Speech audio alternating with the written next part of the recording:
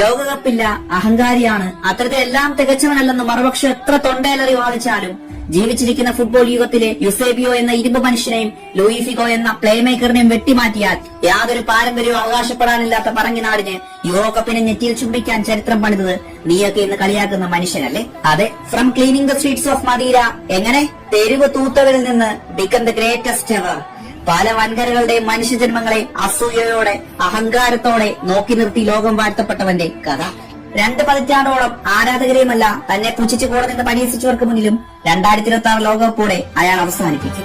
ചുംബിച്ച ചരിത്രങ്ങളും കാലിൽ പണിത നേട്ടങ്ങളും കീഴടക്കിയ റെക്കോർഡുകളും അവനെ പിന്തുണയ്ക്കും. നീ ഏത് ദേശത്തെയും ഏത് കുപ്പായത്തെയും ഏത് കളിക്കാരനെയും ഇടനെഞ്ചിൽ കയറ്റി റൊണാൾഡോ വിമർശിച്ചാലും അയാൾ അവസാനിപ്പിക്കുന്ന ഫുട്ബോൾ പിച്ചിന്റെ അവസാന സെക്കൻഡുകളിൽ നീയും കരഞ്ഞു പോകും. വൈകാരികയ്ക്കപ്പുറം വരയിൽ വീഴുന്ന പന്തുകളുടെ എണ്ണമാണ് വിജയമാണ് പ്രാധാന്യം. ലോകകപ്പിന് റൊണാൾഡോയെ തൊടാനാവുക എന്നതാകാം 2026 തലക്കെട്ടെന്ന് ഞാൻ ഇന്നും വിശ്വസിക്കുന്നു.